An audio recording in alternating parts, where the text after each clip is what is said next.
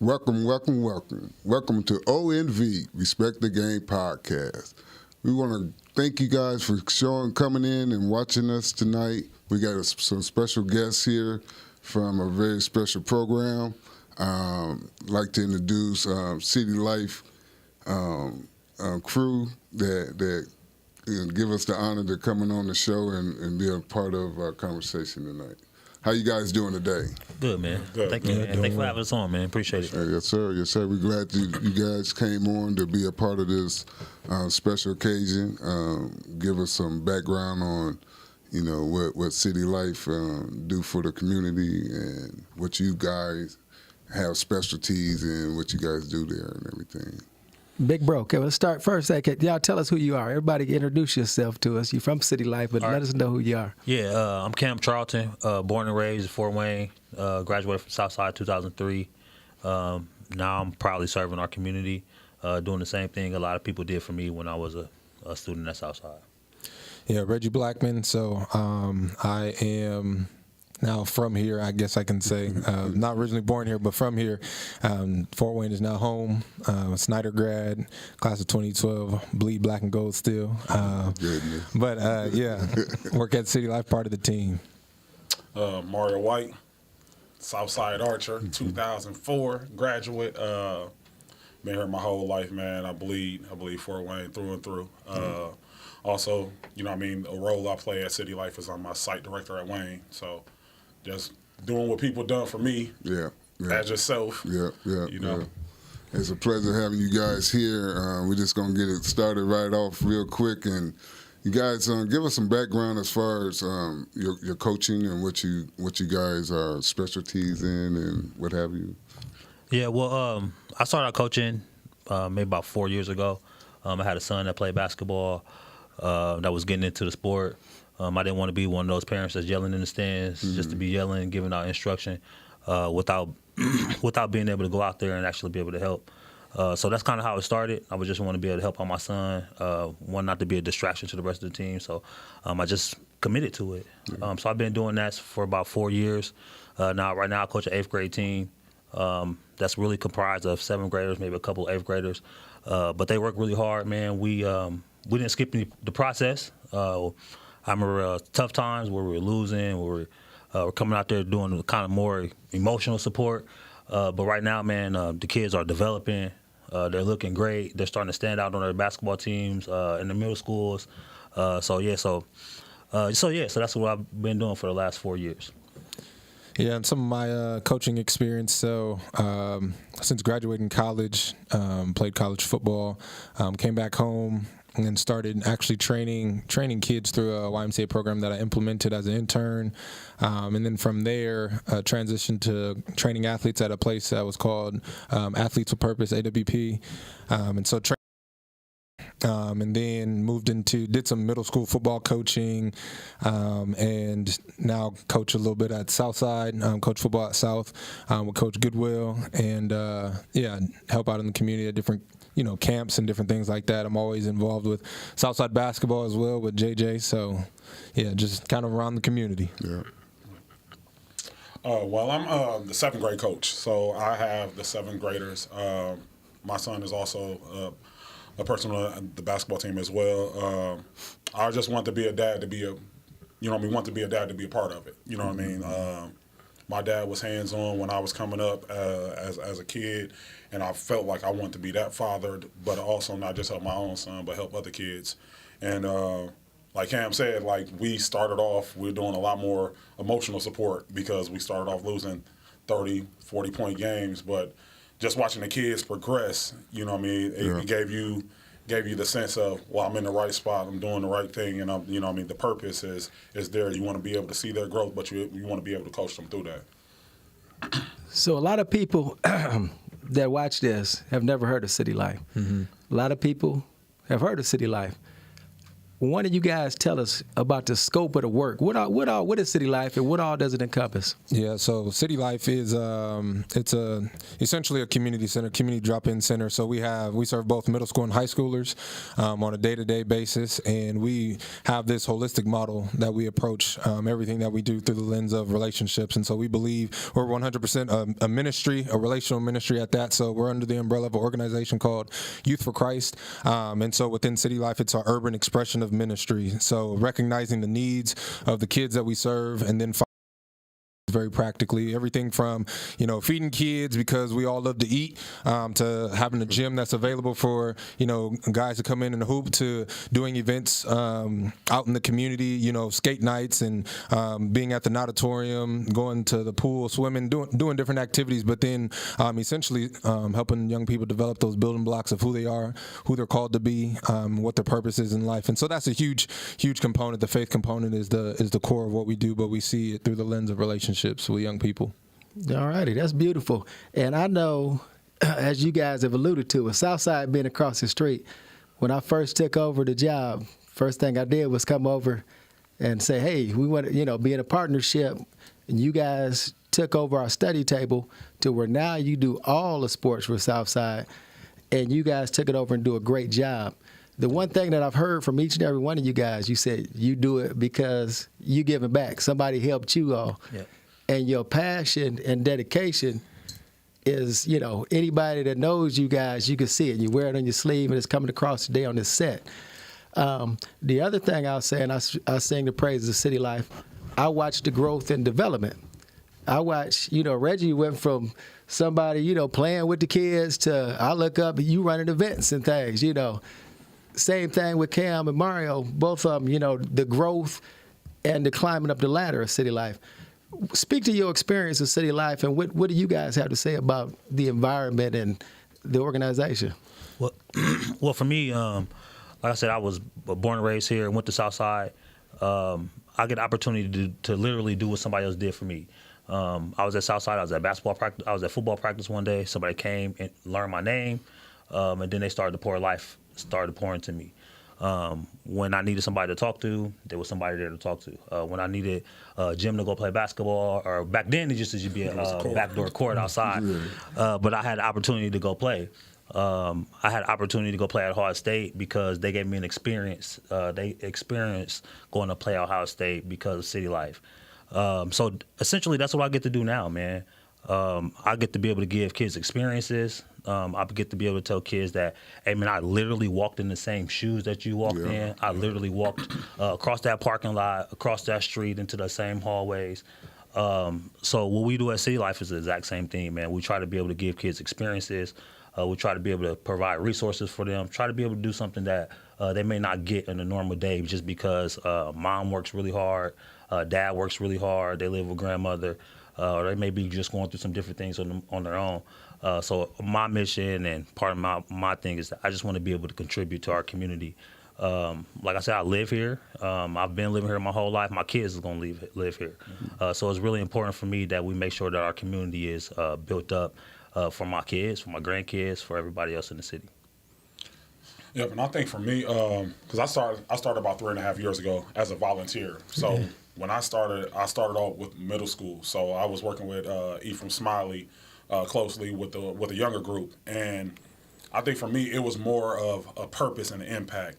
Because with the younger kids, they're not gonna fake it for you. You know what I mean? So you really like our whole mission is meeting kids where they are, like meeting them in the middle, and I think that's where you get the best results. And I think for me, it was more the impact that they had on my life, like because we have a lot of impact on a lot of young kids, like from 11 to 19, but we rarely harp on the impact that they have on our lives. Like it changed a lot for me because it gave me a sense of purpose. It gave me a sense of, hey, I'm actually, making an impact in some of these kids' lives. And also, too, we're an extension of the village. Yeah. Like we're from the era where it took a village to raise a child.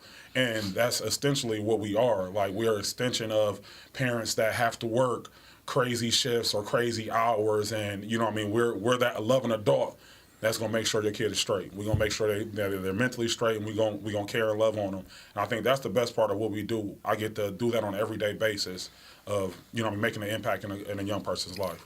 And, me personally get to see you guys when I come over there doing exactly what y'all saying right now. Yeah. This ain't no show. Yeah, This is for real life, what you do with these young people. And I want to say I appreciate you guys taking the hymn and running with it. Yeah. I came over there one day and you had all these young people in a group, and one of the kids did the prayer. Yeah. And they went around and talked about things what they're learning over there. Yeah. And it was a beautiful sight to see the adults and the young people all in there holding hands and just being as a one. Give me some example of some of the things you guys have given to the young people that you get from your mentors. Well, I'll answer. So I've shared this before in some of the events that JJ alluded to earlier. Now having the opportunity to have stepped into a couple different roles within the organization, I think that City Life is one of the greatest expressions of serving, for me, my personal passion, young African-American males.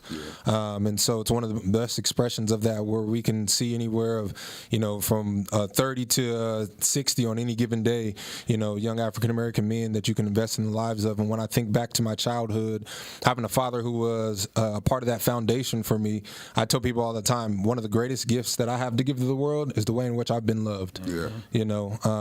Father being my biggest role model, leading very strongly, but then also very passionately, and very lovingly, very gently, in the areas where he needed to. And so him being able to exemplify that in the home, my parents have been married for over 30 years, and I've only seen them argue once. You know what I mean? I have these really awesome experiences that I say, man, I can't take these for granted, and now that I have these experiences, man, it's my responsibility to gift them to other young people. And so, as God called me to the work, I continue to answer the call. So and continue to do so. Yeah, man. One of the things that I got is when I was at Southside, I used to have Coach Smiley, was one of my coaches. So I used to stay after practice, and he would catch balls for me. There was no ball machine back in that time, so he would catch balls and rebound the ball for me.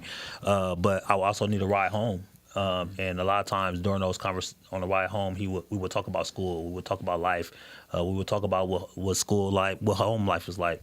So I love being able to do that, just having those outside conversations to where, hey, what's school looking like? What are your dreams and what are your aspirations? Because a lot of times when we have programs, sometimes kids are shy away. Sometimes they don't speak up as loud just because there's a big crowd of people.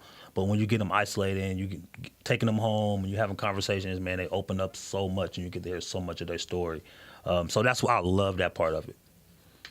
I think for me, what I was poured into when I was a kid growing up, like you being one of my first mentors that I've come in contact with, I think the major thing that I was shown was you got to have a heart for this. Yeah. You got to have a heart for this. And I seen people having a heart for it before I knew what having a heart meant. Yeah. You know what I mean?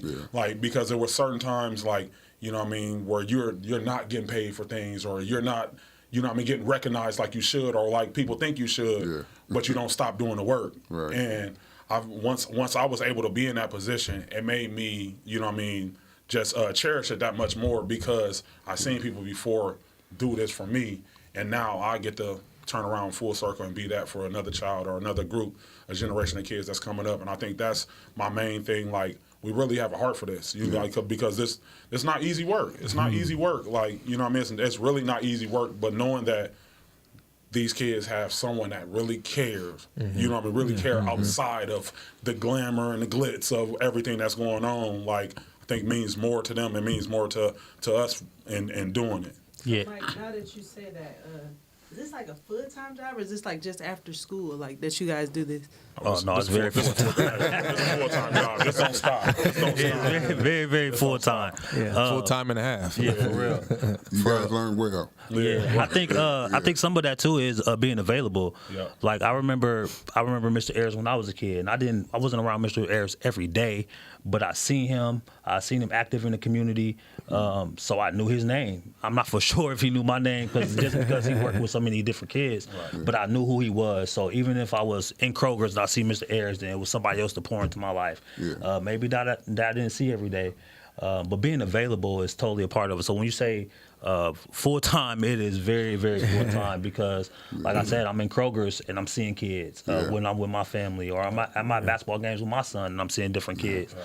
So just being available and always holding that character, you know what I mean, when I'm around and in the community, so kids remember who I am, so they know who I am. So I'm always able to pour whenever I see kids. Yeah, there's a saying to what you were talking about, Mario.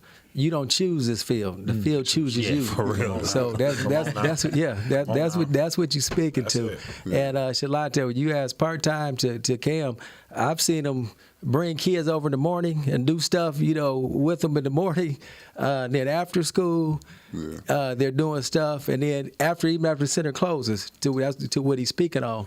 And I'll say this too: it's not just kids coming over, playing in the gym, y'all having a good time. Let's talk about it. You guys have had to deal with some real life situations. Absolutely. Y'all had to deal with kids in trauma, kids in gun violence, things of that nature. Yeah. So let's not get it twisted and think that, hey, everything is peachy keen. That's the part to get lost in it. Because you would think in this type of work that wouldn't be a part of it, but that's a part of the whole story. And I think for me, it was new, because as adults, we done went through our own trauma, So it was open, when these kids are hurting because they're losing classmates or they're losing classmates to gun violence, and, you just seeing how those kids hurt, it hurts that much more to me, seeing them hurt, but knowing that I'm able to coach them through that stuff because we've actually, seen some of that stuff. But like you said, there are tough times where we're talking to kids and we're helping them fight through situations that, might not be what everybody, defines as a good situation. You know what I mean? Anybody else comment on that? Yeah, I mean, it's something that we take great pride in because living in Fort Wayne, in this small area, going through different things of our own, bumping our heads and needing to recover. I take great pride in being the middleman of being able to say, yo, man, I've done this. I understand what you're going through, but this is how you come out. I hear what your mom is saying. I know what you're thinking, but this is the way you do it. This is the way you respond. I hear what your coach is saying. I hear what you're doing. I know you might not be doing the right thing right now, but I'm here to tell you that one day that something's going to turn for you. You're going to have a shift in your life. And I think that's where kids gravitate to us on, is that they see somebody that understand, that went through the same things that they went through. So kids gravitate to us. A lot of kids talk to us that don't talk to teachers because they have somebody that they trust, that they could depend on, that they know actually went through the same struggle that they went through. Yeah, and along those same lines, I think a couple of important things. Helping young people understand self-advocacy is a huge component of what we do. So when you start with believing in the young person, right, and you start to see them make a turn for believing in themselves, but then they have a grade that may be going up, and then a situation happens and the grade drops just for an instance, right? How do you then teach them to communicate and advocate for themselves in the situation that they need to go to their teacher and get it right? You know what I mean? They're just from that all the way to a real life, hey, I now have beef with so-and-so in the community. I know what they're doing out here. I know what I'm doing out here. And what am I going to do? You know what I mean? Facing that decision. And so regardless of the scale of severity in its various forms, I think that self-advocacy and then also teaching, personal accountability and responsibility is a huge component of it too. What I've seen in the number of years of working with young people is just that when we set the bar low, then that's where they perform. But every single time we raise the bar in terms of our expectations of them, and not unreasonably, but set the bar in terms of their expectations, that they respond. They respond well most oftentimes. And so that, when we hear about, hey, man, I heard that this was going on, and, social media, you get to see what's happening. It's like, and then they come in on Monday and it's like, hey, man, that right there, that's not it. Being able to have that real conversation, and like Cam said, man, that respect and that love that they have for us, and they know that it's a safe place. It's like, we're not doing it just because we want to try and come down on you. Is, man, there's a serious place of love and care for who you are. So So are you like following these kids on social media and stuff? Like how we be in tune on into your life are they, I guess? Yeah, I do. I absolutely follow them on social media. I think it's very important, though. We that's how we hold them accountable. For one, I know what's going on in their world. Two, I know who they beefing with or anything like that. And then if you ever been in city life, it's sometimes, like you said, 60 people in the gym, and you may walk in and it may be somebody that you don't get along with, or that's the things that we need to know. So that we are able to help them through. So a lot of times we've had people that don't get along with each other, and we say, yo, y'all, hey, let's sit down, let's talk it out, let's figure out what that looks like, or even, hey, here we're not gonna do that. We can play basketball the right way, back and forth. Once y'all leave and y'all go down the street, we will hope that y'all want to do those certain things. But here we're building a culture, we're building a family. We family when we here. So that's another great opportunity about it, man. And I think they understand that as well. Absolutely. You know, because you constantly giving it to them. For sure. You know, it's not just a one-timer and then the next time, okay, y'all going to do what y'all want to do. Yeah. Right. You know, y'all stick with it and y'all do the things that y'all supposed to keep a safe haven. Yeah. Absolutely. Over at City Life. Yeah. Absolutely. You know, so It's not like we hearing anything bad about what's going on at city life. Like we hearing all good things. So definitely. exactly. Yeah, I'm glad you said y'all follow on social media because you know who else is following kids on social media?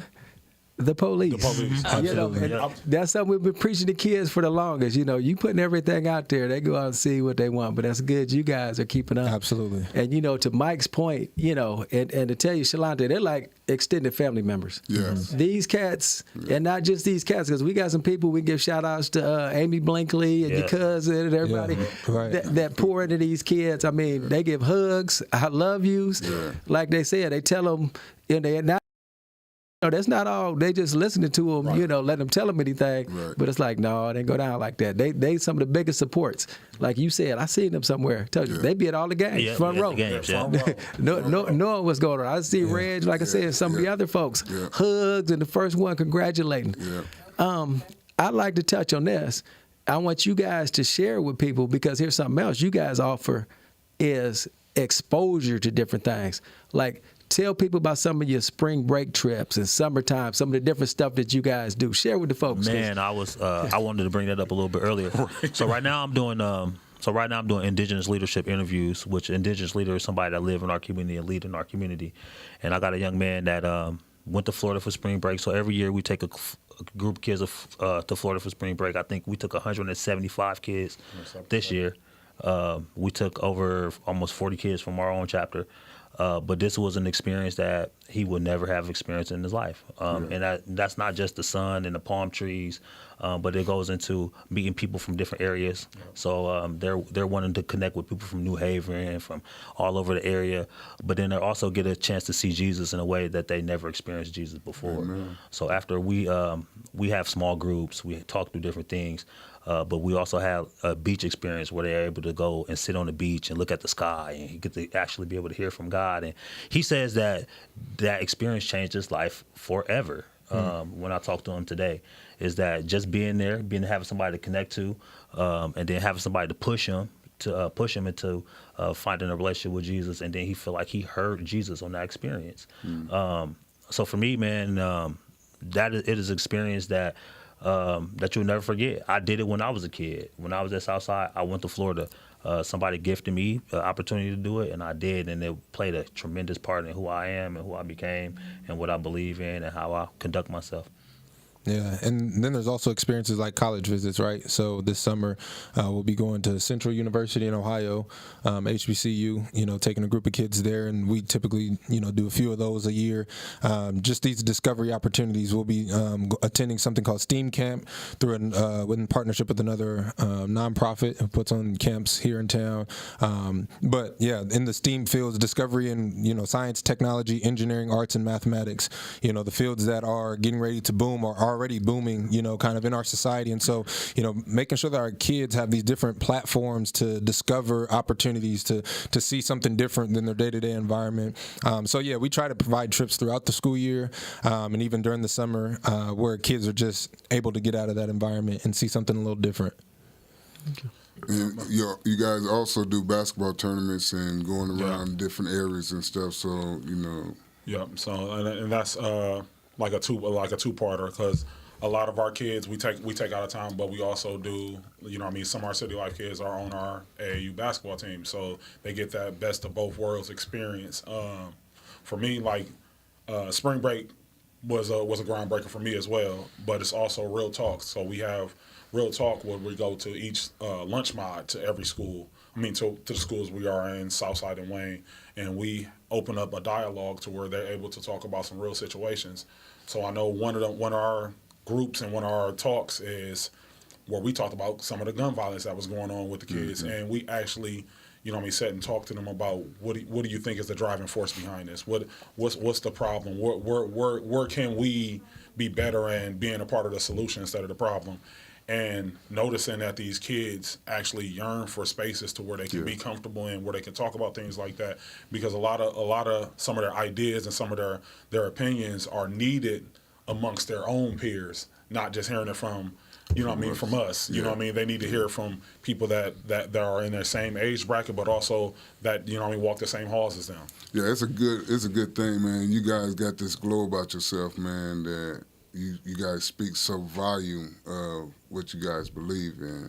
I love the way you guys talk about your experience, what somebody gave you, what you've given it to somebody, and how it's forming.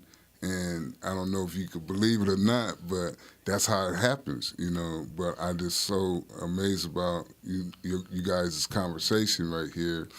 And I just like you guys to talk about how you balance your life with your family and other kids. Yeah. So, hold on, let me go. Kids. I'm not gonna say who got a lot of kids, but quick. I think that work-life balance is important, but it's also a gift anytime you're able to. So my wife understands the work. She used to be a volunteer prior to us getting married. She was a volunteer, and so she got to see it in action. She got to see the heartbeat behind what I do. She sits at the events and she observes, and she's so filled with compassion towards the work that's being done. And so it's a gift when you have that in a spouse. But then it's also, I was talking to JJ earlier about it's on the sports side, for instance, helping coach. It's that comes out of an abundance, right? That is almost life-giving more than it takes from me, because it's been such an instrumental part of my life, sports, and building my identity, building confidence, finding a voice, having community, finding that belonging. And so all of that, being a part of it. So that stuff it's easy, man. It comes easy. Yeah, all right, here go the other person. Yeah, right, here it go, right. I'll let him go first. So one really big important thing is that my wife really supports everything that I do. She knows that anytime that I'm away from home, that I'm really trying my best to be effective somewhere else. But then also, my wife is really accepting of the kids that we have. So a lot of times I'm bringing kids home with me sometimes to help me cut the grass. And I think just being that example to where they're seeing me with my wife, they're seeing me interact with my kids, they're seeing me interact with my neighbors, they're watching me take care of my yard and all those different things. But my wife is really accepting of that. And then it's like a family atmosphere. So some of the kids call my kids brothers and sisters. So it makes it a little bit easier that when it's a family atmosphere. But don't get me wrong, it's man. I've had some good days. It's definitely some days where you want to where you sit back and say, man, I may not be giving my own kid the same thing, or I may not be pouring enough into my own kid. So I try my best to be really intentional with my son. So when I come home, if it's late at night, we having a conversation. Let me make sure that I see you, make sure that I hear your day. How have you been? And that helps out a lot. You know what I mean? Even with my daughter. And even sometimes when my daughter dances, she may be going through things. We take her to the center. She comes to the center. She's around kids. She goes in the dance room and she dances.